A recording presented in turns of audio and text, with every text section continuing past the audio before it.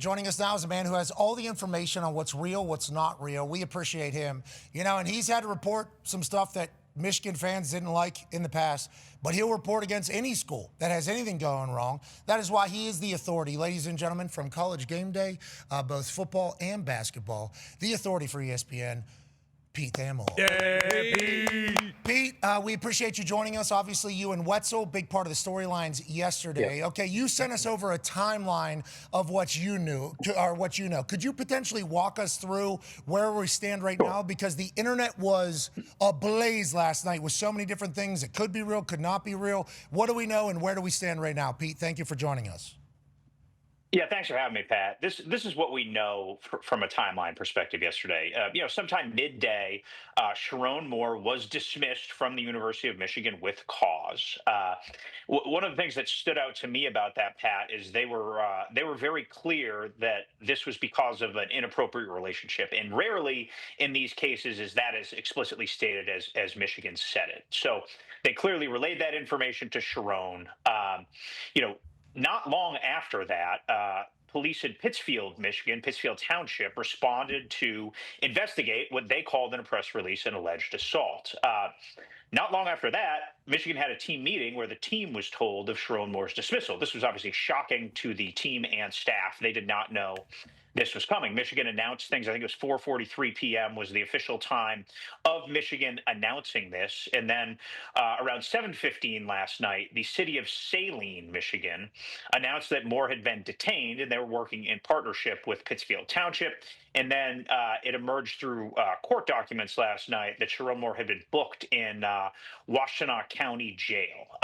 He's still in custody in Washtenaw County Jail. Dan Wetzel, my colleague, just got a statement from Washtenaw County Prosecutor's Office, which basically said no announcement of a decision on charges is expected today. So we will wait to see the fate of Sherrone Moore. He remains in custody. We will wait to see if he is charged and then what he could potentially be charged with. And then, obviously legally things would proceed from there.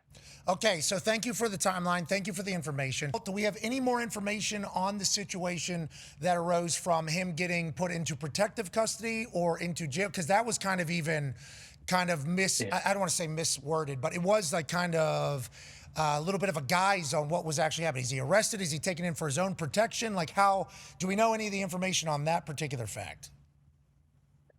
Pat, until the police come out with a clarifying statement or a police report, I don't think anyone can be certain the exact nature of what he could be charged with. Obviously, the police specifically said they responded to an alleged assault, so that's the baseline fact set that we are going to work off of. This projects to be very complex, and certainly, the notions you referenced on the internet have been bounced around. But I think, to be responsible here, the police documents that will inevitably emerge through public documents in this case as the days unfold here are going to be the guide to what is actually happening. Okay, what are the next couple steps here, both for Sherrone Moore and for the University of Michigan? Because obviously they have a bowl game. Biff was put into the interim head coaching role. They are currently 6.5-point dogs against Texas in the Cheez-It Bowl, which is certainly one of the biggest, most popular bowl games this particular season. Michigan and Texas and the Cheez-It Bowl would be a big deal. What are the next steps for Michigan? What are the next steps for Sherrone? Get out of jail, obviously, first, but everything else along those lines. Sure. Sherrone's expected to retain an attorney. We'll find out if he gets arraigned, if he waives that pretrial hearing. I'd expect him out in the near future. That's just how these cases typically go. We'll see if his case is different than that. But usually, when someone is brought in on this type of allegation, there's a process that unfolds in a relatively quick time frame. The assumption from talking to lawyers in that area about how these things work is that he'd be released on some type of bond in the near future. As for Michigan, Pat, obviously, you and Connor just referenced this volatile coaching carousel. Michigan enters it at an inopportune time, and this is obviously shifting from very serious Sherrone Moore situation to football. And this will loom as a giant football story over the next couple of weeks. Michigan is one of the best jobs in college football. It obviously, in this era, has myriad resources that it can leverage. We saw that with the Bryce Underwood signing last year, and it comes at a time where we have seen, about a dozen power jobs open. So obviously, big coaches have moved. We've also seen another half dozen really high-profile coaches get extensions or get close to being extended. So in theory, the pool for Michigan is smaller than it would have been if the job had opened in a traditional hiring and firing timeline.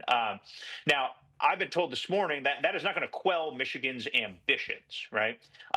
Michigan obviously institutionally feels like it can go get a great coach. So the conversation about this is going to start with Kalen DeBoer of Alabama. Whether he wants to go, whether Michigan can get him, whether the timing could work would remain to be seen. I would be skeptical, just having been around this long enough, that Kalen DeBoer could navigate the high wire to leave in the middle of the playoff. And also, no one has indicated that he'd be interested at all either. So I would expect some clarity on that fairly soon, just because, from the second this job opened, his name was the first one to emerge.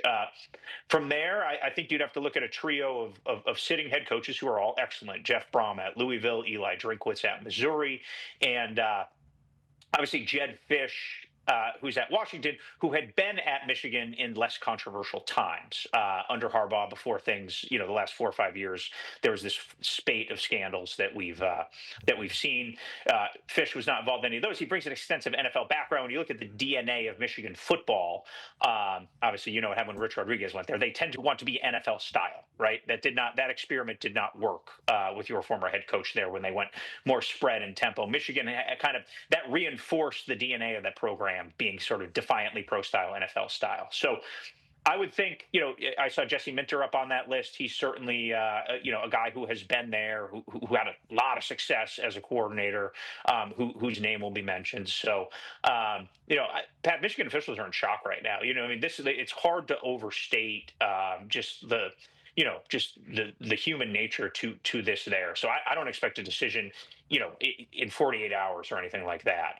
Just in terms of having to gather yourself, there's going to be a lot of board input on something like this. How much say does Ward Manuel have in this hire is, going forward is going to be a question I think that looms over this search. So there's, it's going to be from a pure football standpoint, perhaps the most compelling search of this whole cycle. Okay, so thank you for all the information. There's so many different follow-ups that the boys will certainly hit in different, whether it's Ward Manuel or the players or the Michigan officials and everything like that, how long everybody has kind of thought that maybe this was taking place and information, because it feels like a lot of people are talking like as if they knew something was coming. But there's a 2-week period in this modern world that we're in right now where players are allowed to get poached, right, if you change your coach. And obviously you mentioned Bryce Underwood and you talk about the resources. He's eliminated all Michigan stuff from his profile. There's other, obviously, commits that had gone to Michigan because of Sherrone Moore. There's other players on the team that say, well, if we can potentially see what other options are, we're definitely going to do that. That feels like the world that we're in right now. Does that 2-week period start today? Is that kind of how that whole thing goes? And what are we looking at for Michigan when it comes to like what their roster is going to look like by the time we get to the bowl game on New Year's Eve? So, Pat, there's been a rule change, and this is my understanding of it, and these rules have changed a lot. But I'm fairly certain now, if your coach leaves, you are allowed to enter the portal. I believe the number is 5 days after a new coach is hired. Now, obviously, the portal itself is going to organically open on January 2nd. So you're correct, it was, coach gets leaves, gets whatever it is, you could just go free, right? And that shifted this summer.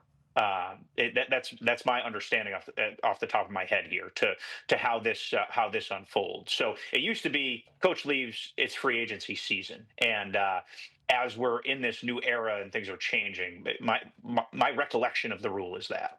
Okay. All right, sweet. Thank you for the information. Now let's talk about the information and who had it when. Go ahead, Tone. Yeah, Pete, you talked about athletic director Ward Manuel, and obviously, there's a lot of people upset with him on the internet and a lot of people upset with Michigan in general on the internet on the timeline of potentially when this investigation started and when they knew, because just a week ago was early signing day, so a lot of people were upset that they just let their signing day go on with, no information of this to the recruits and people that signed with them.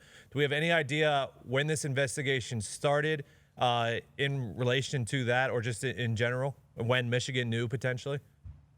So Tone, this is my understanding of the timeline, and Dan Wetzel reported this morning. There was an initial investigation into this, and nothing credible was found. It came from an anonymous tip. So that information, once it was brought forward and nothing was found, was then closed. And then within recent days, very recently, I believe Ward Manuel was in Las Vegas at the Football Foundation event, as most athletic directors are this week.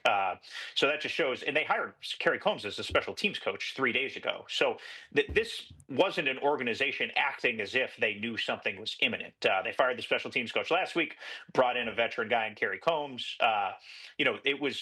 Business was operating as usual. Dan was told that within the past day or two, credible information emerged that was overwhelming in nature, that changed the investigation and led to the decision yesterday. So over the last couple of days is really when the people that are in positions of power at Michigan found out about the credibility of these allegations that had come from an anonymous tip maybe months before. I would certainly say weeks, Pat. I would certainly say it was it was weeks. But then they did an investigation. They're saying, what you're Correct. saying is they did an investigation into the anonymous tip and found there was nothing that would be deemed. Yes, the initial investigation did not find what this latest one did. Okay, And what the difference there was, we are not certain of yet. But it went from not enough to move forward to a definitive decision with a very public declaration of what led them to their decision. Obviously, Sherrone Moore would have been owed $12.5 million if he had been fired for just simply losing games. Instead, he was fired for cause, so the school doesn't plan to pay him anything. It's fascinating because, the world we live in is obviously one that has a very active internet. Mm-hmm. And then there's a lot of tweets coming that saw this coming from trolls and burners. And it's like, well, if these burners knew it, who's running these burners? Who's talking to the burners? And then it's easy to kind of just say, well, if these people do, then everybody must know. What you're saying is there was a knowledge of a situation, an investigation took place. It was cleared from their investigation. And then within the last 48 hours, more stuff coming. It's like, whoa, this is very much something that needs to kind of get settled. I guess that is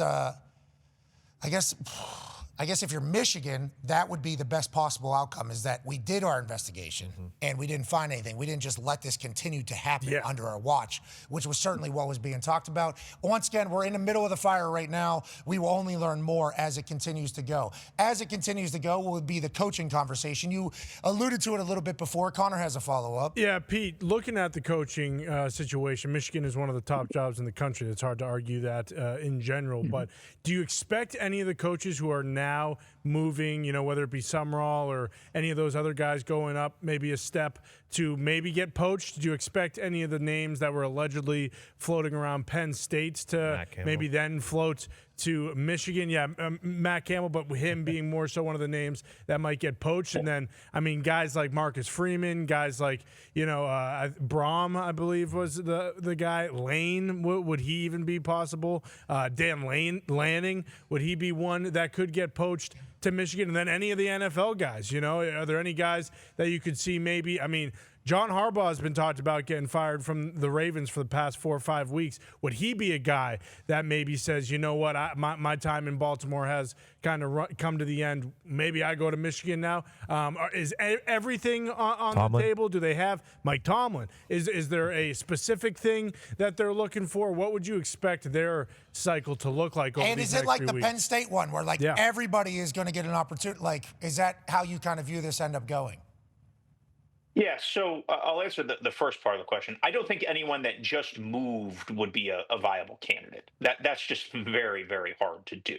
A coach that just got extended could end up being a viable candidate. I didn't mention Clark Lee last time. Clark Lee, from a fit perspective, from how Michigan views itself, would be a wonderful fit at Michigan. He's obviously been at Notre Dame, has deep ties to the upper Midwest. That would make that type of move where someone who has signed an extension could still maybe then go is more viable than, a guy like Summerall or Campbell. Now, if this job opened 3 weeks ago, I would think Matt Campbell would have been the top candidate. He'd been at Toledo, right, which is right down the road from Ann Arbor. He is of the Midwest. That had always been sort of one of the jobs that people had pegged him for. It just had never opened, in a timeline where he could have gotten it. But he is not going to walk out of Penn State to go there. That's just not reality, or based in based in anything. As for NFL stuff, that's not my world as much as it is Adams and some other people. But what it surprised me, the one fortunate part of the timing here is if you're trying to hire a NFL coach, Pat, in like mid-November, that's hard, right? You can't even see the end of the season. Now that we're sitting here in mid-December and the franchises that are struggling, it would be more. It'd be less off-putting to leave if you're out of the playoff and you can kind of exit, a little more gracefully. Just that, when does the NFL regular season end? It's like the second week in January, correct? Yeah, coming up soon. Right around that. So it's always been, as the calendars have changed, it's just always been hard to sync up an NFL like sitting type head coach to college sitting type head coach. Maybe that's one, dollop of serendipity in the timing here is that could be a little bit more tenable than it might have been in November. You might have hit maybe 10 to 12 of them today. Tenable is just your most recent one, but you've really been serendipitous. Dollop of serendipity. Yeah, there is. You're really on it today. This is a big Pete Thamel day. Obviously, we appreciate you joining us as the information continues to roll in. Go ahead, Ty. Pete, you mentioned Kalen DeBoer kind of being the guy who they're potentially going to go after. This is all hypothetical, obviously, but if Alabama were to lose in the first round next week, and then he turns around and let's say he does go to Michigan, and they have that 5 days where guys can enter the portal, like is there a chance that could Michigan pull out of the Cheez-It Bowl? Like, is that in play at all? If there is a mass exodus of players, and like, is there a chance that we don't get that Michigan-Texas game, or at this point, is that off the table? Excellent question. Not one I've put a ton of thought to, Ty, to be honest with you. If you look at Iowa State and K-State not playing in their bowls, there's a $500,000 fine. This game's obviously going to be a ratings monster, so the Big Ten is going to be incentivized to want to participate in it. Now, if the roster isn't available to play, that would certainly be a different conversation. I think it's so early. We're not even 24 hours from this happening. It's difficult to project. But New Year's Eve is you talk about serendipitous timing, right? Like that's fascinating with the portal opening essentially 48 hours later. Look, with these big brand programs, your high-end NFL guys aren't going to play in the bowl anyway, right? That's just the way of the world. From Christian McCaffrey, now it went from an anomaly to just the expectation. So I think, Ty, it's just too early for me to have any kind of feel on that. But I have not heard anything that indicates the roster is shaken to a point where they wouldn't play in the bowl. We appreciate you, Pete. We'll continue to follow you on X. You and Wetzel have done a great job through this all. Thank you for keeping us what's real and what isn't. We very much appreciate that. And if we see any good memes or things, we'll send them to you to look into. Yep. Love the memes. Thank you, Pat. You're the man. Hey, they're calling you Buckeye Pete again. Look out. Buckeye Pete again. You're the man, ladies. Yeah. OG. Yeah, Pete. You want this, you got that. No way, watch them walk right past you. Run fast while you have the chance.